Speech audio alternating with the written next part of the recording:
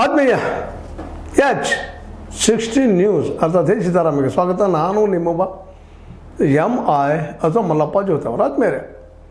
ಈಗಾಗಲೇ ಧರ್ಮಸ್ಥಳದ ಹಲವು ಮಗ್ಗಲಗಳ ಬಗ್ಗೆ ಪ್ರತಿನಿತ್ಯ ಚರ್ಚೆ ಮಾಡ್ತಾನೆ ನಡೆದಿದ್ದೀವಿ. ಮತ್ತು ಈಗಾಗಲೇ SIT ದೂರುದಾರರನ್ನು ಅಪರಾಧಿ ಮಾಡುವ ಯೋಚನೆಯಲ್ಲಿದೆ. ಯಾಕಂದರೆ ಮೊದಲನೇ ದೂರು ಕೊಟ್ಟಂಥ ಈ ಮುಸುಕುದಾರಿ ಭೀಮ ಏನು ಕೊಟ್ಟಿದ್ದು ಅದನ್ನು ಬದಿಗೆ ಸರಿಸಿ ಸ್ಟೇಟ್ಮೆಂಟ್ ಚೇಂಜ್ ಆಗೋಂಗೆ ಅವನ ಮೇಲೆ ಒತ್ತಡ ತಂದು ಅದಕ್ಕೆ SIT ಕಾರಣ ಅಂತ ಹೇಳಬೇಕಾಗ್ತದೆ. ಯಾಕಂದರೆ SIT ಅಂಡರ್ದಲ್ಲಿ ತನಿಖೆ ಆಗಿದೆ ಅಂದ ತಕ್ಷಣ ಅವರೇ ಜವಾಬ್ದಾರರು. ಮೊದಲನೇ ಸ್ಟೇಟ್ಮೆಂಟ್ ಅದರಿಂದ ಎರಡನೇ ಸ್ಟೇಟ್ಮೆಂಟ್ಗೆ ಯಾಕೆ ಬಂದರು, ಅದಕ್ಕೆ ಕಾರಣ ಏನು ಅನ್ನೋದನ್ನು SIT ಚೆನ್ನಾಗಿ ಬಲ್ಲರು ಅಂತೇಳಿ ಈಗಾಗಲೇ ಗೊತ್ತಿರೋ ವಿಷಯ.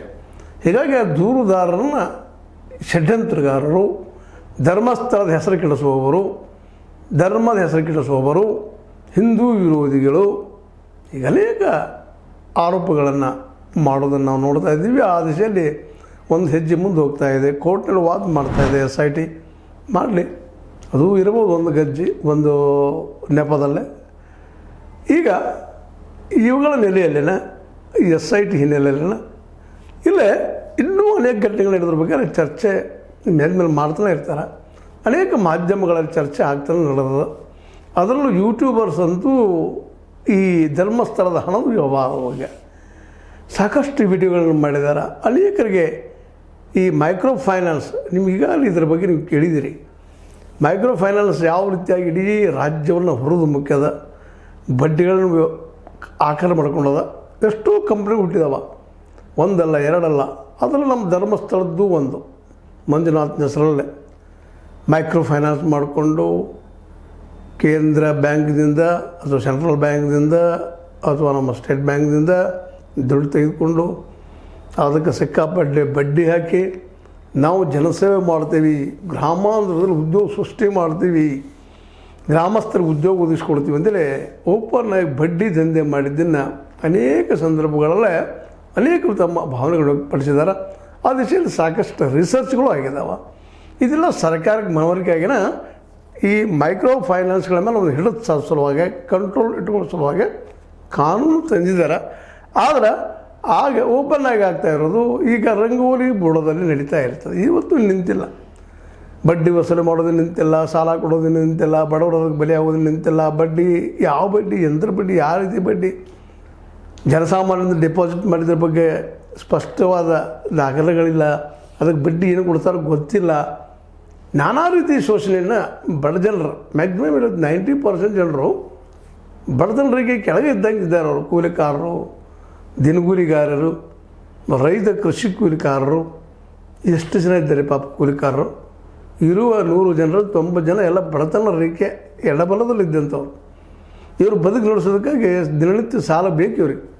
ವಾರದ ಬಡ್ಡಿ, ದಿನದ ಬಡ್ಡಿ, ತಿಂಗಳ ಬಡ್ಡಿ, ಚಕ್ರ ಬಡ್ಡಿ, ಅವು ಯಾವ ಬಡ್ಡಿ ಸತಿ ಇರಲಾರ್ದಂಥ ಬಡ್ಡಿ ಇರುವಂಥ ಕೆಲಸಗಳನ್ನ ಈ ಧರ್ಮಸ್ಥಳದ ಸಂಘಗಳು ಜೊತೆಗೆ ಮೈಕ್ರೋ ಫೈನಾನ್ಸ್ಗಳು ಅದೊಬ್ಬರೇ ಅಲ್ಲ, ಎಲ್ಲದ ಮೇಲೂ ಆರೋಪಗಳಿದ್ದಾವೆ. ಮತ್ತು ಅದರಿಂದ ಒಂದಿಷ್ಟು ಅನುಕೂಲ ಆಗೋದಿಲ್ಲ ಅಂತಲ್ಲ. ಯಾಕಂದರೆ ಬಡ್ಡಿ ಆಡೋರ ಕೈಯಲ್ಲೇ ವಸೂಲಿಗಾರರಿಗೆ ಒಂದಿಷ್ಟು ಉದ್ಯೋಗ ಸಿಕ್ಕದ. ವಸೂಲಿ ಮಗಾರರು ಹೆಂಗೆ ಇರ್ತಾರಪ್ಪ ಅಂತಂದ್ರೆ ಯಾವುದೇ ರೀತಿಯಿಂದ ದುಡ್ಡು ವಸೂಲಿ ಮಾಡೋದು, ತಂದು ಕೊಡೋದು, ಬಡ್ಡಿ ಇನ್ನೂ ಮುಟ್ಟಿಲ್ಲ ಅಂತ ಹೇಳೋದು, ಗಂಟೆ ಮುಟ್ಟಿಲ್ಲ ಅಂತ ಹೇಳೋದು, ಹಂಗೆ ಪ್ರೊಲಾಂಗ್ ಮಾಡೋದು, ಸರಿಯಾದ ಲೆಕ್ಕಪತ್ರ ಇಲ್ಲ ಅನ್ನೋದು ಸಾಕಷ್ಟು ಆರೋಪ ಸಾಕಷ್ಟು ಜನ ಮಾಡಿದ್ದಾರೆ. ಮೈಕ್ರೋ ಫೈನಾನ್ಸ್ ಮೇಲೆ ನಮ್ಮ HSR ಅಥವಾ H16 ನ್ಯೂಸ್ ಸಾಕಷ್ಟು ನ್ಯೂಸ್ಗಳನ್ನು ಮಾಡಿದೆ. ಇಡೀ ಕರ್ನಾಟಕ ವ್ಯಾಪಿ ಈ ಧರ್ಮಸ್ಥಳದ ಸಂಘ, ಸ್ವಸಹಾಯ ಸಂಘ ಅಂತೇಳಿ, ಮತ್ತಿನ ಸಂಘ ಅಂತೇಳಿ ಒಂದು 10 ಜನರು ಕೊಡ್ಕೊಡೋದು, ಅವರಲ್ಲಿ ಒಬ್ಬರಿಗೆ ಲೋನ್ ಕೊಡೋದು, ಇನ್ನುಳಿದವ್ರಲ್ಲಿ ಡಿಪಾಸಿಟ್ ಮಾಡೋದು, ಕೊಡದೇ ಇದ್ದಾಗ ಇನ್ನುಳಿದವರ ಡಿಪಾಸಿಟ್ ಮಾಡಿ ದುಡ್ಡನ್ನು ತಕ್ಕೊಳ್ಳೋದು, ಅವ್ರ ಕಡೆಯಿಂದ ವಸೂಲಿ ಮಾಡಿಸ್ಕೊಳ್ಳೋದು, ಇದೊಂದು ಶೋಷಣಾ ಯಂತ್ರ ಆಗಿ ಹೋಗ್ಬಿಟ್ಟದು. ಇದರಿಂದಾಗಿ ಅಲ್ಲಿ ಬಡವರು ಸಾಲ ತೆಗೆದುಕೊಂಡು ಅವ್ರು ಉದ್ಧಾರ ಆಗಿದ್ದು ಅಷ್ಟರಲ್ಲ ಇದೆ ಅನ್ನೋಂಥದ್ದು. ಎಷ್ಟು ಉದ್ಯೋಗ ಸೃಷ್ಟಿಯಾಗಿದ್ದಾವೆ ಅಲ್ಲಿ ದಾಖಲೆಗಳಿಲ್ಲ.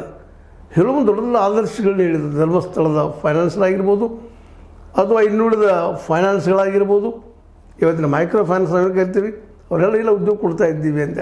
ಇದು ಒಂದು ರೀತಿಯಿಂದ ಇಡೀ ಈ ದೇಶದ ಬಡವರನ್ನು ಇನ್ನಷ್ಟು ಬಡವರನ್ನಾಗಿ ಮಾಡೋದು, ಇನ್ನಷ್ಟು ಸಾಲಗಾರರನ್ನಾಗಿ ಮಾಡೋದು, ಒಂದು ಶೋಷಣಾ ಯಂತ್ರನ ತಯಾರು ಮಾಡ್ಕೊಳ್ಳೋದು ಅನ್ನುವಂಥ ಪರಿಸ್ಥಿತಿ ಇವತ್ತು ಬಂದಿದ್ಬಿಟ್ಟದೆ. ಇವತ್ತು ಇತ್ತೀಚೆಗೇನೋ ಕೆಲವೊಂದು ಜನ ಎದ್ದು ನಿಂತಿದ್ದಾರೆ, ಹೋರಾಟ ಮಾಡ್ತಾ ಇದ್ದಾರೆ, ಪ್ರತಿಭಟನೆ ಮಾಡ್ತಾ ಇದ್ದಾರೆ. ಅದಕ್ಕೂ ವಿರೋಧಗಳು ಸಾಕಷ್ಟು ಬಂದಿದ್ದಾವೆ. ಅಲ್ರಿ ಸಾಲ ತೊಗೊಂಡು ಹೋಗ್ಬಂದು ಗೊತ್ತಾಗ್ತದೆ, ಕೊಡೋ ಏನು ತ್ರಾಸ ಆಗ್ತದೆ ಇವ್ರಿಗೆ. ಹೌದು, ತೊಗೊಂಡು ಹೋಗ್ಬಂದು ತೊಗೊಂಡಿದ್ದಾರೆ, ಕೊಡೋ ತ್ರಾಸ ಆಗ್ತದೆ, ಇಲ್ಲ ಅಂತ ನಾವು ಹೇಳೋದಿಲ್ಲ. ಅದು ಯಾವ ಬಡ್ಡಿ, ಎಂಥ ಬಡ್ಡಿ, ಎಷ್ಟದ, ಎಷ್ಟು ಮುಟ್ಟದ, ಕ್ಲಿಯರೆನ್ಸ್ ಬೇಕಲ್ಲ ಅದಕ್ಕೆ. ಆ ದಿಸೆಯಲ್ಲಿ ಅನೇಕ ಆರೋಪ ಮಾಡ್ತಾಯಿದ್ರು. ಒಬ್ಬರಲ್ಲ ಇಬ್ಬರಲ್ಲ, ನೂರಾರು ಜನ, ಸಾವಿರಾರು ಜನ ಆರೋಪ ಮಾಡ್ತಾಯಿದ್ದಾರೆ. ಇಲ್ಲ ಲೆಕ್ಕಪತ್ರ ಇಲ್ಲ ಅನ್ನುವಂಥದ್ದು. ಇದೇನು ದೊಡ್ಡ ತನಿಖೆ ಆಗಬೇಕಾಗಿಲ್ಲ. ಈ SIT ಇದಂತ ಏನು ಮಾಡ್ಲಿಕ್ಕೆ ಸಾಧ್ಯ ಇಲ್ಲ. ಈಗಾಗಲೇ ಬುರುಡಿಗೆ ಅಷ್ಟೇ ಬೆಳೆದ ಬುರುಡಿ ತಂದವ್ರು ಯಾರು, ಸುಳ್ಳು ಯಾಕೆ ಹೇಳಿದರು, ಅವರು ಇದು ಸುಳ್ಳುಗಾರರು, ಇದೆಲ್ಲ ಸುಳ್ಳು ಅಂತ ಮುಚ್ಚಲಿಕ್ಕೆ ನೋಡ್ತಾ ಇದ್ದೇವೆ ವಿನಃ SIT ಇಂಥ ಕೇಸ್ಗಳ ಬಗ್ಗೆ ಅವ್ರು ತನಿಖೆ ಮಾಡಲಿಕ್ಕೆ ಅವಕಾಶ ಅದ. ಆಲ್ರೆಡಿ ನಮ್ಮ ಸರ್ಕಾರ ಅವ್ರಿಗೆ ಆದೇಶ ಕೊಟ್ಟದು, ನೀವೆಲ್ಲ 20 ವರ್ಷಗಳ ಅಥವಾ 2-3 ದಶಕಗಳ ಅಲ್ಲಿ ಆದಂಥ ಅನಾಹುತಗಳ ಬಗ್ಗೆ ತನಿಖೆ ಮಾಡಬೇಕು ಅಂತ ದೊಡ್ಡ ವೈಶಲ್ಯವನ್ನು ಕೊಟ್ಟಿದ್ದಾರೆ ಸರ್ಕಾರ. ಆದರೆ ಅವ್ರು ಏನಿಲ್ಲ, ಬರೀ ಬುರುಡೆ ಮ್ಯಾನ್, ಬುರುಡೆ ಗ್ಯಾಂಗ್ ಅಷ್ಟೇ ತನಿಖೆ ಮಾಡೋದು, ಅಷ್ಟೇ ಓಡಾಡ್ತಾ ಇದ್ದಾರೆ. ಸರ್ಕಾರಿ ಸೌಲಭ್ಯಗಳನ್ನು ಪಡಿತಾ ಇದ್ದಾರೆ, ಸತ್ಯದ ಹೊರಗೆ ಬರ್ತಾ ಇಲ್ಲ. ಯಾರು ದೂರು ಕೊಟ್ಟಿದ್ದಾರೋ, ಯಾರು ವಿಸಲ್ ಬ್ಲೋವರ್ ಅಂತಲ್ಲ ವಿಸಲ್ ಬ್ಲೋವರ್ನ ಇವತ್ತು ಅಪರಾಧಿಗಳನ್ನು ಮಾಡ್ತಾ ಇದ್ದಾರೆ. ಇದು ಹೊಸ ಟ್ರೆಂಡ್, ಇದು ಹೊಸ ಒಂದು ರೀತಿ ಏನಪ್ಪ ಅಂದ್ರೆ ನಿರಪರಾಧಿಗಳನ್ನು ಅಪರಾಧಿಗಳನ್ನಾಗಿ ಮಾಡುತ್ತಿರುವಂಥ ಒಂದು ವಾತಾವರಣ. ಆ ಕೆಲಸ SIT ಭಾಳ ತಮ್ಮ ಏನಪ್ಪ ಸರ್ಕಾರ ನೀಡಿದಂಥ ಕರ್ತವ್ಯ ಇದು. ಯಾರು DK ಶಿವಕುಮಾರ್ ಹೆಸರು ರೆಫರ್ ಮಾಡಿದ್ದೀವಿ ನಾವು ಈ ಸಂದರ್ಭದಲ್ಲೇ. ಅವರು ಇದು ಷಡ್ಯಂತ್ರ ಅವರಂತೆ ನಮ್ಮ ಹೆಗ್ಗಡೆಯವರ ಭಕ್ತರು. ಹೀಗಾಗಿ ಇದನ್ನು ಷಡ್ಯಂತ್ರ ಮಾಡಿ ಮುಚ್ಚಾಕುವಂಥ ಕೆಲಸವನ್ನು ಸಂದರ್ಭದಲ್ಲೇ ಇದನ್ನು ಸಹಿತ ನಿಮ್ಮೊಂದಿಗೆ ಚರ್ಚೆ ಮಾಡಬೇಕಾಗ್ಯದ ಅಂತ ಇವತ್ತು ಅನೇಕ ಚರ್ಚೆ ಮಾಡ್ತಾ ಇದ್ದಾರೆ. ಇದನ್ನು ಮಾಡಲೇಬೇಕಾದದ್ದು ಮತ್ತು ಇದಕ್ಕೆ ಕ್ಲಿಯರೆನ್ಸ್ ನಮ್ಮ SIT ಕೊಡಬೇಕಾಗಿದ್ದು, ಇದ್ರ ತನಿಖೆ ಮಾಡಬೇಕಾಗಿದ್ದು ಕರ್ತವ್ಯ. ಆದರೆ ಮಾಡ್ತಾರಂತ ಗ್ಯಾರಂಟಿ ಏನು ಉಳಿದಿಲ್ಲ. ಯಾಕೆಂತಂದ್ರೆ ಸರ್ಕಾರ ಗ್ಯಾರಂಟಿ ಕೊಟ್ಟು ನಡೆದೀವಿ ಅಂತ ಹೇಳ್ತು, ಧರ್ಮಸ್ಥಳಕ್ಕೆ SIT ನೇಮಿಸ್ತು, SITಗೆ ವರದಿನೂ ಕೊಡ್ತು. ವರದಿ ನೋಡಿದ್ನಪ್ಪ ಅಂದ್ರೆ ಅಲ್ಲಿ ಏನೂ ಇಲ್ಲ, ಗುಡ್ಡ ಹಡ್ಡೆ ಇಲಿ ತೆಗೆದ. ಅಂದಾಗಿ ಫೈನಾನ್ಸ್ಗಳು, ಅದರ ಧರ್ಮಸ್ಥಳದ ಫೈನಾನ್ಸ್ಗಳು ಏನು ಅವಾಂತರಗಳು ಮಾಡಿದ್ದಾರೆ, ಎಷ್ಟು ಜನಕ್ಕೆ ತೊಂದರೆ ಕೊಟ್ಟಿದ್ದಾರೆ, ಎಷ್ಟು ಜನರ ಬದುಕನ್ನು ಹಾಳು ಮಾಡಿದ್ದಾರೆ, ಎಷ್ಟು ಬಡ್ಡಿ ತೊಗೊಂಡಿದ್ದಾರೆ, ಅದನ್ನು ತನಿಖೆ ಮಾಡಿ ನಮಗೆ ತಿಳಿಸಿ ಅವ್ರಿಗೆ ಶಿಕ್ಷೆ ಕೊಡಿಸುವಂಥ ಒಂದು ವ್ಯವಸ್ಥೆಯನ್ನು ಮಾಡ್ತಾರೆ ಅಂತ ಅನ್ನೋದ್ರಲ್ಲಿ ಯಾವ ವಿಶ್ವಾಸವೂ ಉಳಿದಿಲ್ಲ ಇವತ್ತು. ಹೀಗಾಗಿ ನಮ್ಮ ಸಿದ್ದರಾಮಯ್ಯ ಸರ್ಕಾರ ಈ ದಿಸೆಯಲ್ಲಿ ಇನ್ನಷ್ಟು ಕಾಳಜಿ ವಹಿಸಬೇಕಾಗಿದೆ. ಆದರೆ ದುರಂತ ಏನಪ್ಪ ಅಂದರೆ ಅವರ ಕಚ್ಚಾಡ್ತಿದ್ದಾರೆ ಕುರ್ಚಿಗಾಗಿ. ಬೆಳಗ್ಗೆ ಎದ್ದ ತಕ್ಷಣ ಕುರ್ಚಿಗಾಗಿ ಕಚ್ಚಾಟ. ಮತ್ತು DK ಅವರು, ಇನ್ನೊಬ್ಬರು ಸಿದ್ದರಾಮಯ್ಯನವರು ಹಗ್ಗ ಜಗ್ಗಾಡೋದು. ಉದ್ಯೋಗ ಅವ್ರದ್ದು ಏನಪ್ಪ ಅಂದರೆ ಕುರ್ಚಿ ಕಸೋದು. ಮ್ಯೂಸಿಕಲ್ ಚೇರ್ ಮಾಡಿದಂಗೆ ಮಾಡಿಬಿಟ್ಟಿದ್ದಾರೆ ಮುಖ್ಯಮಂತ್ರಿ ಸ್ಥಾನವನ್ನು. ಅದಕ್ಕೆ ಯಾವುದೇ ಗೌರವ ಇವತ್ತು ಉಳಿಲಾರದ ಪರಿಸ್ಥಿತಿ ಬಂದು ನಿಂತ್ಬಿಡೋದು ಇವತ್ತು. ಅಂದಾಗಿ ಈ ಫೈನಾನ್ಸ್ಗಳನ್ನು, ಮೈಕ್ರೋ ಫೈನಾನ್ಸ್ಗಳ ಒಂದು ಹಾವಳಿಯನ್ನು, ಅದರಲ್ಲೂ ಅಧಿಕಾರಶಾಹಿ ಜನ ನಿಮಗೆ ಗೊತ್ತದ. ಶಾಹಿ ಜನಕ್ಕೆ ಇಂಥ ಅತಂತ್ರ ಸರ್ಕಾರ ಸಿಗ್ತಾನೆ ಭಾಳ ಖುಷಿ ರೀ ಅವ್ರಿಗೆ. ಆರಾಮ್ ಬರೋದು, ತಂಪು ಕೊಡೋದು, ಹೆಬ್ಬೆಟ್ಟು ಕೊಡೋದು, ಅಥವಾ ಸಹಿ ಮಾಡೋದು, ಹಸರಿ ಹಾಕೋದು, ಕುಂತು ಹರಟೆ ಹಾಕೋದು. ಸಿದ್ದರಾಮಯ್ಯ ಹೋದ, DK ಏನು ಮಾಡಿದ, BJP ಏನು ಮಾಡ್ತೀವಿ ಅಂತ ಮಾತಾಡೋದು, ಟೈಮ್ ನೋಡೋದು, ಊಟದ ಸಮಯಕ್ಕೆ ಮೊದಲು ದಾಟಿ ಹೋಗೋದು, ಮತ್ತೆ ಲೇಟಾಗಿ ಬರೋದು, ಸಾಯಂಕಾಲ ಮುಗಿಯೋ ಟೈಮ್ ಮೊದಲು ಓಡಿ ಹೋಗಿಬಿಡೋದು. ಎಲ್ಲ ಆಫೀಸ್ಗಳಲ್ಲಿ ಇದೇ ಪರಿಸ್ಥಿತಿ.